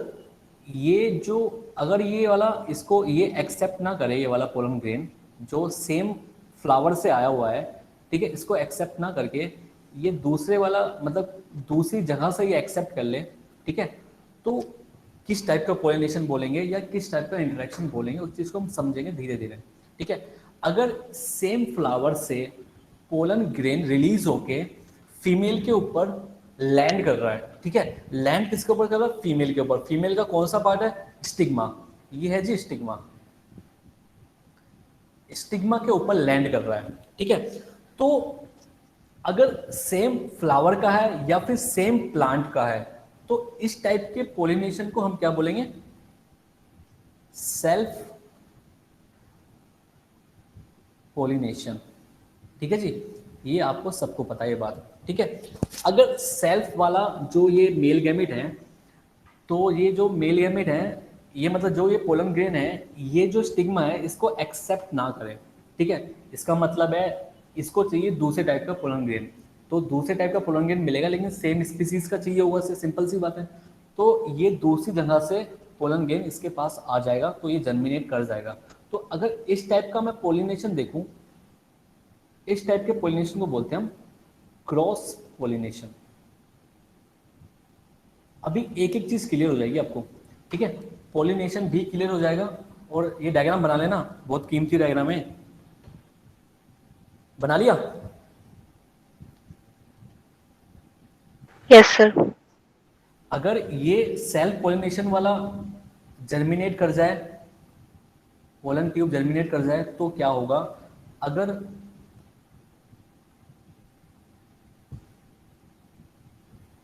अगर ये सेल्फ ना लेके क्रॉस वाला जर्मिनेट कर जाए तो हम किस तरीके से देखेंगे, ठीक है। दोनों चीज़ों के बारे में बता रहा हूँ मैं, ठीक है।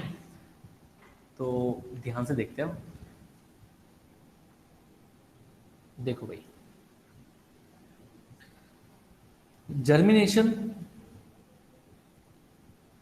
Germination of pollen tube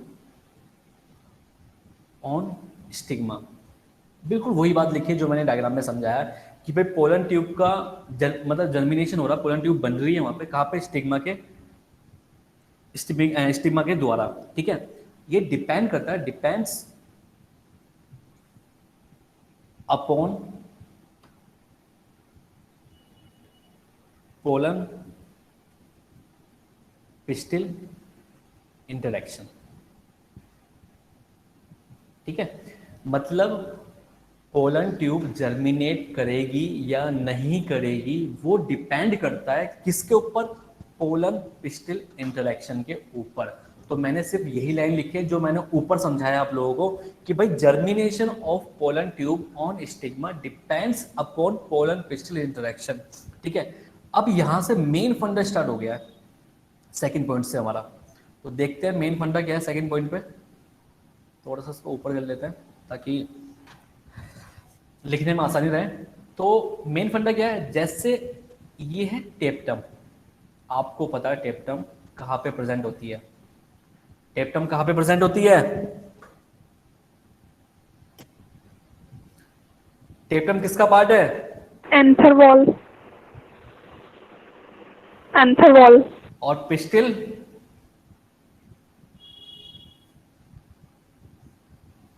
pistil किसका पार्ट है? गायनोशियम।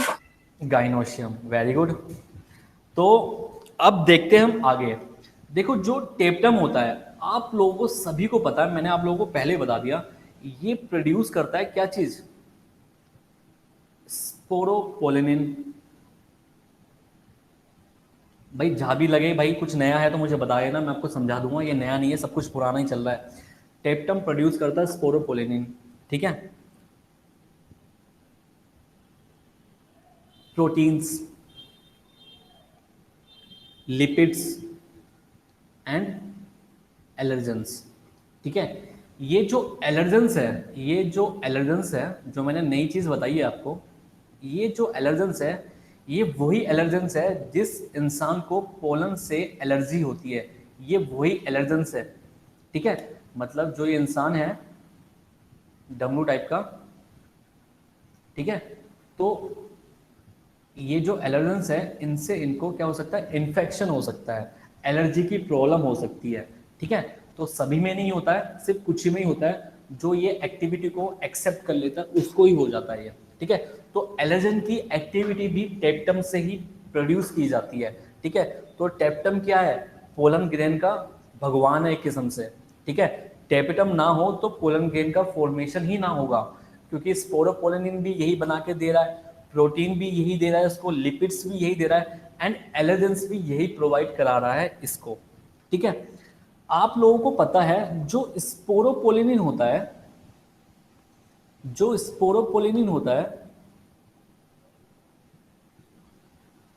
थोड़ा सा उसको ऊपर कर देंगे। जो स्पोरोपोलिन होता है वो बनाता है, प्रोड्यूस करता है एक्साइन लेयर को। मतलब जो एक्साइन लेयर होती है उसके अंदर प्रेजेंट होता है स्पोरोपोलिन, ठीक है। तो आपने अगर पोलन ग्रेन की स्ट्रक्चर बहुत ध्यान से देखी होगी तो जो पोलन ग्रेन की स्ट्रक्चर दिखाई जाती है कुछ इस तरीके से दिखाई जाती है, उबड़ खाबड़ सी, ठीक है, जिसका रफ सरफेस होता है। ये है पोलन ग्रेन, तो इसका रफ सरफेस है।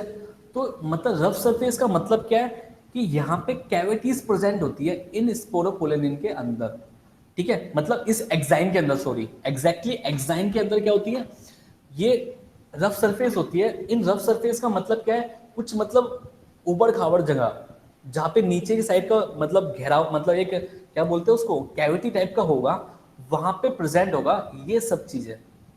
ये सब चीजें कहाँ पे प्रेजेंट होगा, स्पोरो मतलब जो एक्साइन लेयर होता है उसके अंदर एक कैविटीज होती है, बहुत सारी हर जगह पे होती है, तो वहीं पे ये चीजें प्रेजेंट रहती है। प्रोटीन हो गया, लिपिड्स हो गए, एलर्जेंस हो गए, ठीक है, ये सब चीजें वहीं रहती है।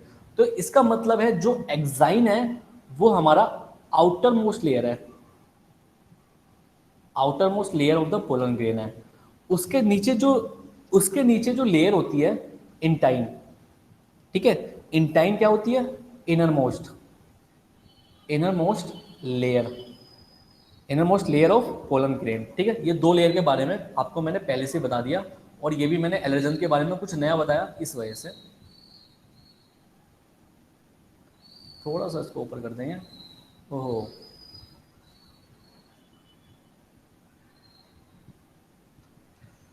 तो जो ये इंटाइन है, एक्साइन का मैंने फंक्शन बता दिया आपको। इंटाइन का फंक्शन क्या है, इंटाइन का जो फंक्शन है ये कैरी करते हैं, कैरीज गैमेटोफिटिक रिकॉग्निशन फैक्टर, मतलब पोलन ग्रेन के इंटाइन वाले पार्ट पे प्रेजेंट है गैमेटोफिटिक रिकॉग्निशन फैक्टर, जो रिकॉग्नाइज करेंगे किसी भी चीज को। इसका स्पेलिंग गलत हो गई मेरे ख्याल से।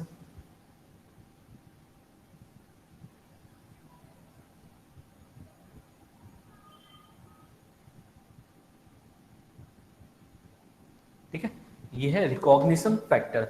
मतलब इंटाइन मतलब पोलन ग्रेन के अंदर कौन सा पार्ट है जो पता लगाएगा कि ये मेरी ही स्पीसीज का फीमेल फ्लावर है, मेरी ही स्पीसीज का फीमेल फ्लावर का स्टिग्मा वाला पार्ट है, तो वो पता लगाएगा इंटाइन वाला पार्ट जो है, ठीक है।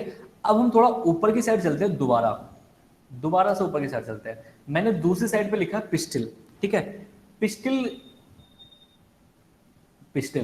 पिस्टिल के अंदर एबिलिटी होती है, has ability to recognise its pollen grain. मतलब मेल के अंदर जो मेल पार्ट है, मेल पार्ट कौन सा, पोलन ग्रेन की बात कर रहा हूं, उसमें से भी किसके पास है पावर, इंटाइन के पास, ठीक है। यहां पे किसके पास पावर है, पिस्टिल के पास। पिस्टिल में भी किसके पास पावर होगी, पूरी पिस्टिल के पास पावर है कि वो उसके अंदर एबिलिटी होती है। देखो ऐसा नहीं है कि स्टिग्मा ने अगर उसको अलाउ कर दिया कि भाई यहाँ पे पोलन ट्यूब पर जर्मिनेशन हो जाएगा, इसका मतलब ये नहीं है कि आगे जाके फ्यूजन हो जाएगी, जाइगोट बन जाएगा, एम्ब्रियो बन जाएगा, नहीं, ऐसा बिल्कुल नहीं है। अगर पोलन ट्यूब की फॉर्मेशन हो रही है वो एंड टाइम तक, जब तक फ्यूजन ना हो जाए, जब तक हम मान नहीं सकते कि ये इसी का ही स्पीसीज का मेंबर है या नहीं है। कभी कभी तो ऐसा भी होता है कि जो पोलन ट्यूब होती है वो स्टिग्मा से जर्मिनेट कर जाती है, स्टाइल से भी आगे निकल जाती है, ओवरी से भी आगे निकल जाती है, माइक्रोपाइल एंड पे पहुंच जाती है। माइक्रोपाइल पे पहुंचने के बाद वहां पे उसको रोक दिया जाता है। इसका मतलब है वहां पे जो रिकॉग्निशन फैक्टर है, जो फैक्टर्स है, उसने इसको रिजेक्ट कर दिया कि भाई ये मेरी स्पीसीज का नहीं है, मैं इसको एक्सेप्ट नहीं कर सकता। तो ऐसा नहीं है कि पिस्टिल का कुछ ही पार्ट के अंदर एक फैक्टर हो कि ये पोलन ग्रेन को पहचान लेगा, नहीं, पूरी पिस्टिल के पास ये हक है कि वो जब तक फ्यूजन ना हो जाए, जब तक उसके पास एबिलिटी रहती है कि किसी भी चीज को रिजेक्ट कर सकता है। आप लोगों को समझ में आ गया? इसका मतलब हो गया कि जो पिस्टिल होता है उसके पास एबिलिटी है to recognise its pollen grain, और इस लाइन का मतलब है इट कैरीज, थोड़ा सा इसको ऊपर कर लेते हैं, इट कैरीज गैमेटोफाइटिक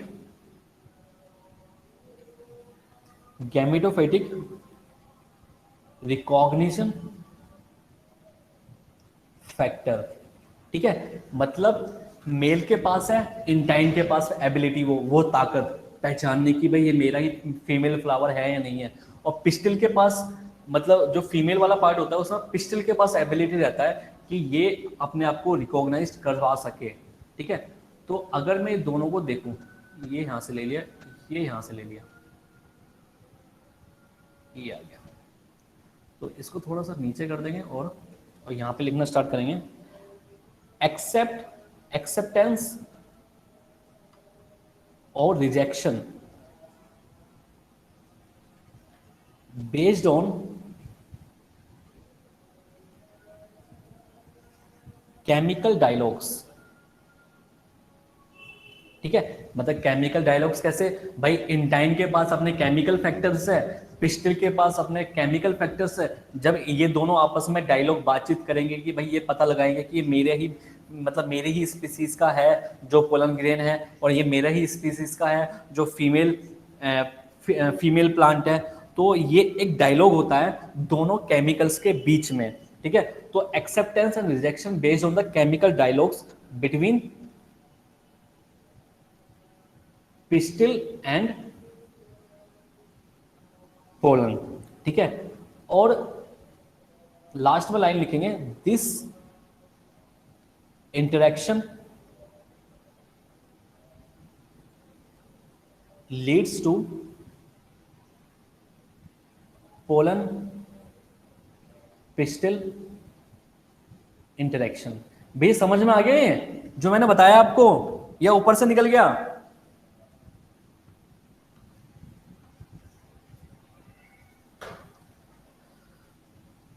हाँ जी बालको, आ गया सर। भाई देखो आ गया हो तो बोलना, मतलब फिर मैं आगे चलता रहूंगा ऐसे तो मैं। अगला जो टॉपिक है हमारा, ये टॉपिक पढ़ना बहुत जरूरी है पोलिनेशन से पहले। एक तो पोलन पिस्टिल इंटरेक्शन और एक सेल्फ कंपैटिबिलिटी या सेल्फ इनकम्पैटिबिलिटी।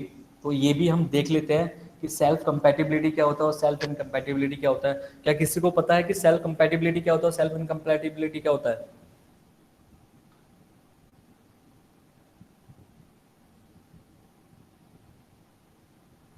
नहीं पता सर। सर सेल्फ कंपैटिबिलिटी में भी कि वो अपनी स्पीशीज के पोलन ग्रेन्स को जर्मिनेट होने देगा।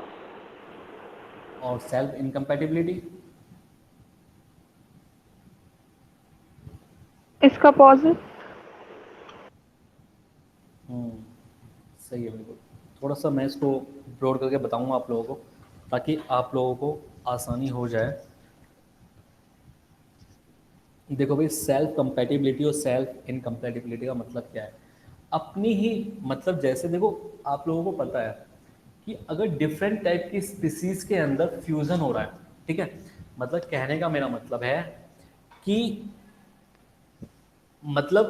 सेम स्पीसीज है लेकिन डिफरेंट प्लांट्स के साथ पोलन ग्रेन उसको मिल रहा है, ठीक है, और जाइगोट बना रहा है, एम्ब्रियो बन रहा है, तो उसके अंदर प्रेजेंट है वेरिएशन, ठीक है। सिंपल, जैसे हम ए सेक्सुअल और सेक्सुअल में बात करते हैं, भाई जो सेक्सुअल रिप्रोडक्शन करते हैं, मतलब अगर मैं ह्यूमंस की बात करूँ या किसी भी एनिमल्स की बात करूँ, तो अगर सेक्सुअल रिप्रोडक्शन होता है तो उनके अंदर वेरिएशन प्रेजेंट रहता है, मतलब इवोल्यूशन वाला फैक्टर हमेशा मौजूद रहेगा उनके अंदर। लेकिन जो एसेक्सुअल रिप्रोडक्शन करते हैं उनके अंदर वो वाला फैक्टर एब्सेंट होता है, क्योंकि सेम टाइप का जेनेटिक मटेरियल ही होता है जो पेरेंट्स में होता है, वही जाके आगे जाके बच्चे में होता है, ठीक है। उसी को तो हम एसेक्सुअल बोलते हैं। तो उनके अंदर वेरिएशन होने के कोई चांसेस ही नहीं है। सेम टू सेम यहाँ पे वही लॉजिक लगाना है आप लोगों को। जैसे सेल्फ कंपैटिबिलिटी और सेल्फ इनकम्पैटिबिलिटी क्या होता है कि पहले सेल्फ कंपैटिबिलिटी बात करता हूँ कि अगर कोई बाइसेक्सुअल फ्लावर है कि भाई मेल भी वहीं है फीमेल भी वहीं पे ही है, ठीक है, या फिर ऐसे बात कर लूँ मैं कि जैसे मैं अभी एक डायग्राम लेता हूँ कि मान लेते हैं कि ये एक प्लांट है, ठीक है, ये ब्रांचेस है इसकी, ये रही ब्रांचेस, ठीक है।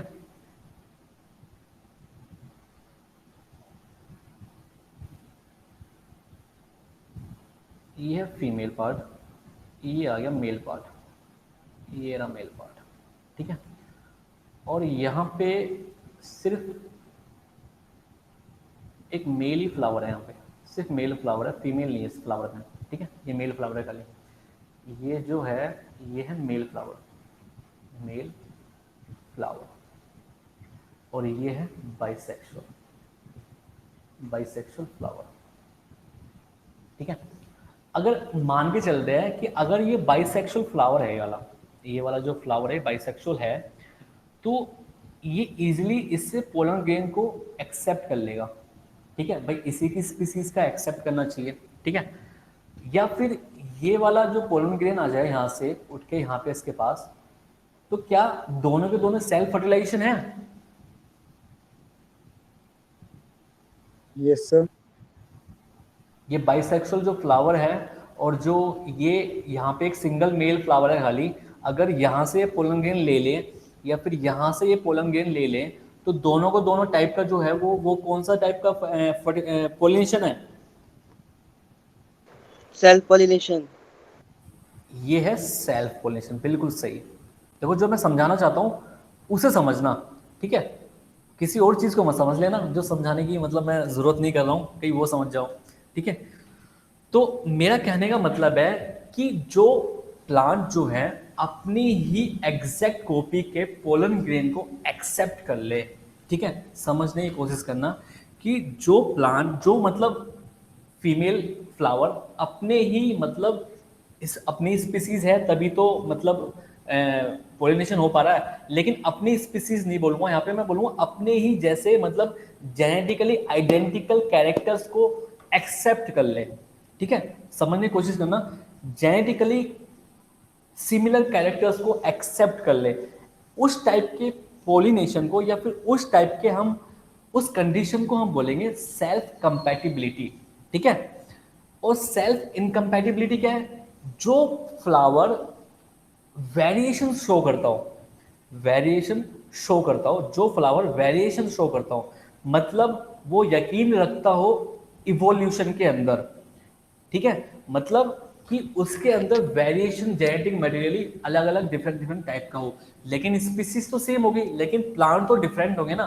तो जो प्लांट सेल्फ पोलिनेशन करते हैं वो सेल्फ कंपैटिबिलिटी को फॉलो करते हैं, और जो प्लांट सेल्फ इनकम्पैटिबिलिटी को फॉलो करते हैं वो प्लांट होते हैं क्रॉस पोलिनेशन वाले प्लांट्स, ठीक है। बेस समझ में आ गया ये जो मैं बताना चाह रहा हूं आप लोगों को?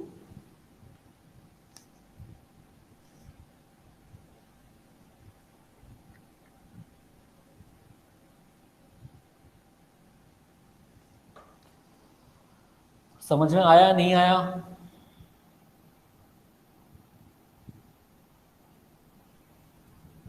बताओ भाई। यस सर, आ गया।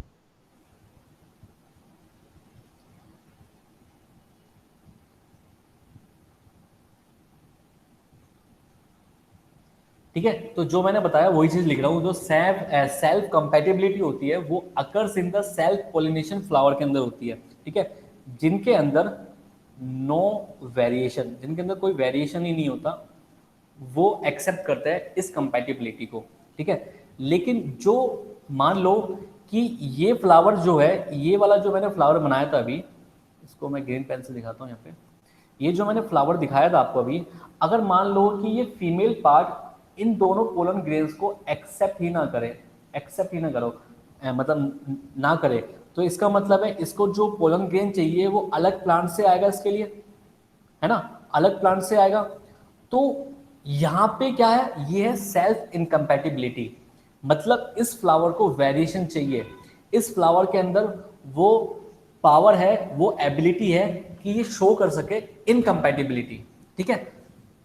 वही चीज है, घुमा फिरा के वही चीज मैं आपको बताई जा रहा हूँ, कंफ्यूज मत होना बस। तो इसलिए मैं लिख देता हूँ कि जो सेल्फ कंपैटिबिलिटी है वो सेल्फ पोलिनेटेड फ्लावर में शो होती है जिनके अंदर कोई वेरिएशन नहीं होता, और जो सेल्फ इनकम्पैटिबिलिटी है ये occurs in cross pollination flowers, ठीक है। इसीलिए मैंने ना आपको सेल्फ पॉलिनेशन और cross pollination pollen pistol interaction के दौरान बता दिया था क्या होता है सेल्फ पॉलिनेशन और क्रॉस पॉलिनेशन। ठीक है, अगर क्रॉस पॉलिनेशन हो रहा है इसका मतलब है यहाँ पे वेरिएशन प्रेजेंट है। ठीक है, अभी ये टॉपिक खत्म नहीं हुआ है, अभी तो स्टार्टिंग हुई है इस टॉपिक की, और अच्छे से मैं आपको बताता हूँ।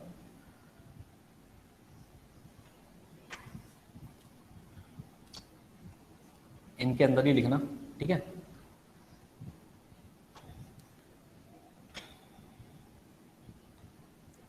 मैंने अभी आपको एक चीज दिखाई थी, जैसे ये फीमेल फ्लावर है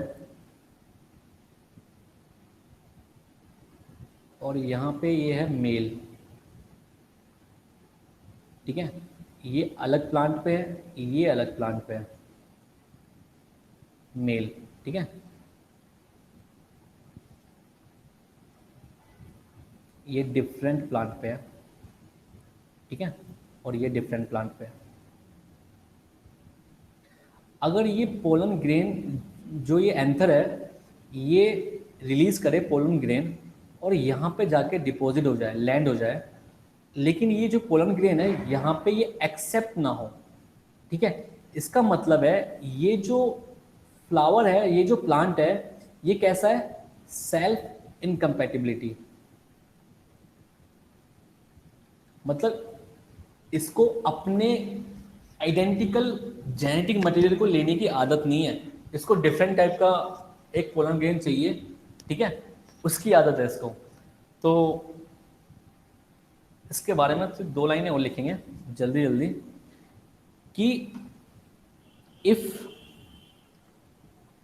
cross pollinated flower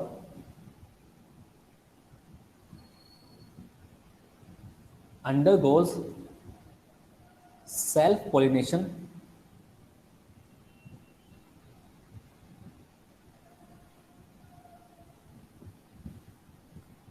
the pollen grain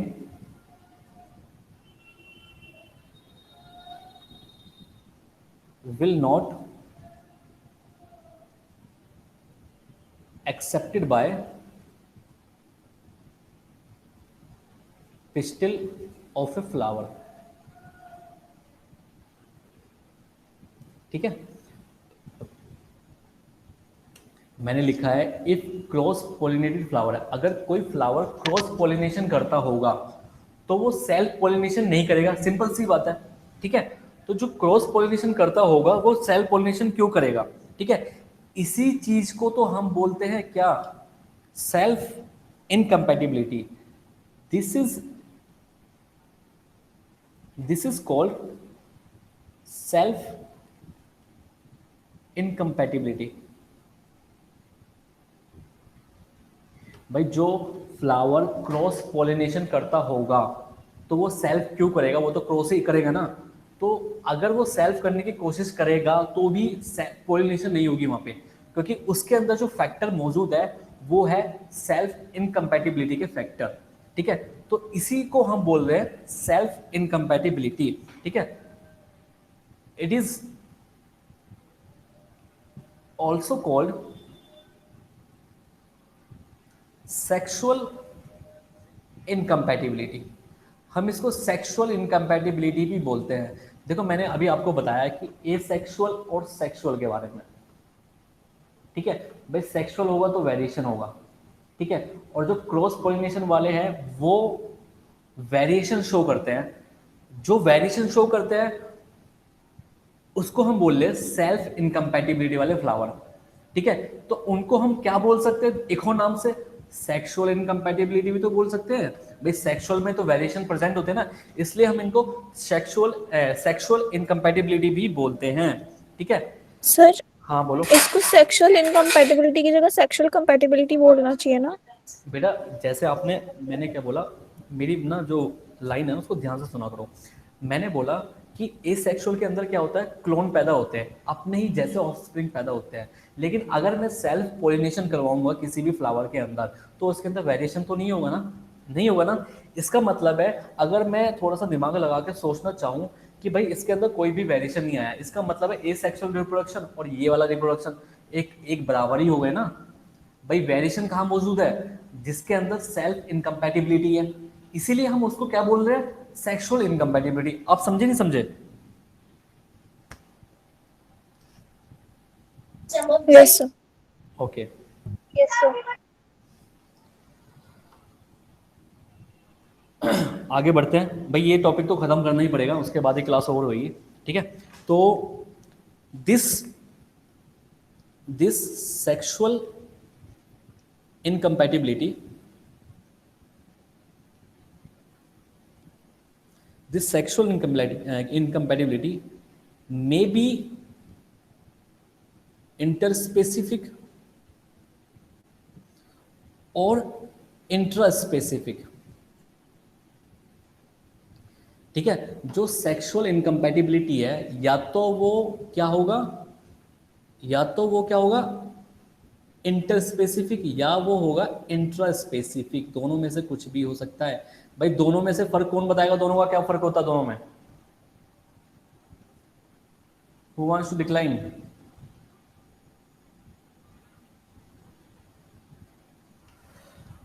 Govind है क्या? गोविंद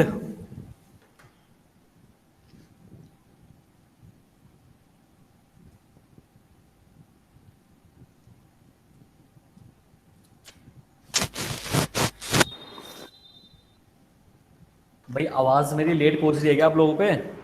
सर इंट्रा स्पेसिफिक में भी कि अपनी स्पीशीज में, और इंटर स्पेसिफिक मीन्स कि अलग अलग स्पीशीज के बीच। देखो इंटरस्पेसिफिक का मतलब क्या हो गया यहाँ पे? इंटरस्पेसिफिक का मतलब हो गया प्रिवेंट पॉलिनेशन, पॉलिनेशन को प्रिवेंट करता है। भाई सीधी सी बात है, पॉलिनेशन को प्रिवेंट करता है, तभी तो हम सेक्सुअल इनकम्पैटिबिलिटी बोल रहे हैं इसको। तो prevent pollination between different species के बीच में, ठीक है। और इंटर स्पेसिफिक क्या हो गया? प्रिवेंट पॉलिनेशन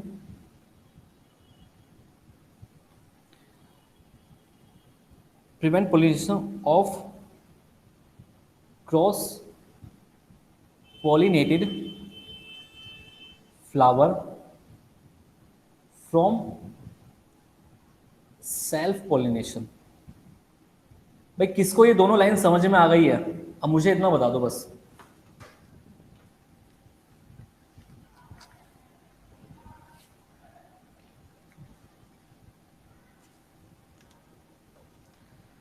भाई किसको दोनों लाइन समझ में आ गई है?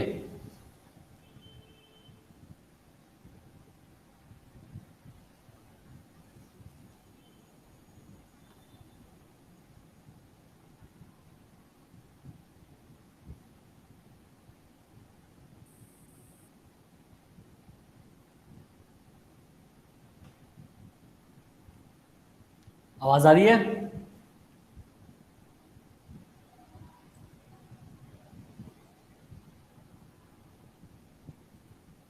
ये आवाज आ रही है नहीं आ रही है? Yes, sir, आ रही है। तो मैं कह रहा हूं किसको समझ में नहीं आया ये दोनों लाइनें, इंटर स्पेसिफिक और इंट्रा स्पेसिफिक? सर आ रही है समझ में। या और ऐसे बोल सकते हैं इस वाली लाइन को, prevent pollination between same species, ठीक है। देखो दोनों लाइनों का मतलब क्या है कि जैसे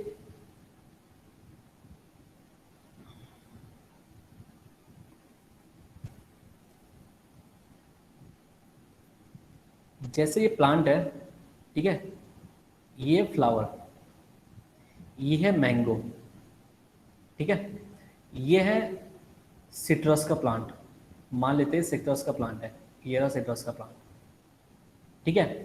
अगर मान लो कि ये भी यहाँ पे भी मेल है, यहाँ पे फीमेल, दोनों चीज़ें, यहाँ पे भी मेल है, यहाँ पे भी फीमेल है, दोनों चीज़ें।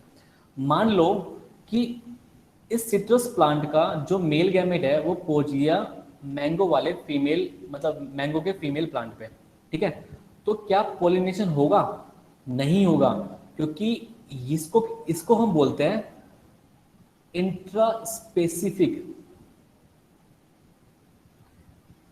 इंटरस्पेसिफिक सेल्फ कंपैटिबिलिटी, ठीक है। जो डिफरेंट स्पीसीज के बीच में पोलिनेशन को प्रिवेंट कर रहा है, होने से बचा रहा है, दैट इज द इंट्रास्पेसिफिक, ठीक है। अगर ये जो मैंगो का प्लांट है, मैंगो का फ्लावर है, अगर मैंगो का फ्लावर जो है अपनी ही स्पीसीज पे जा रहा है, ठीक है, मतलब मैंगो का जो फ्लावर है वो अपने ही फीमेल के पास जा रहा है, ठीक है, लेकिन जो ये फ्लावर है फीमेल वाला, ये इसको क्रॉस पॉलिनेशन करना है, सेल्फ नहीं करना है।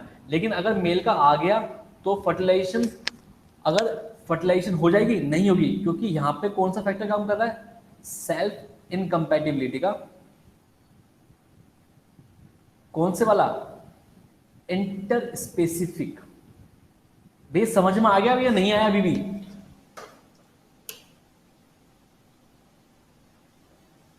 सर आ गया। तो ठीक है, फिर नेक्स्ट क्लास में अब करेंगे जो करेंगे, ठीक है।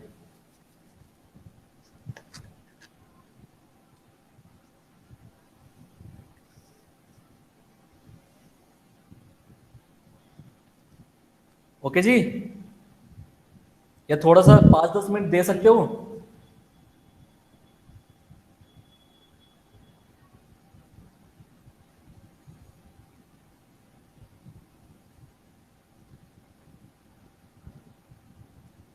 सर नेक्स्ट क्लास में कर लेंगे सर। ठीक है, नेक्स्ट क्लास में कर लेंगे, ठीक है। Okay sir. Okay okay sir. Okay जी।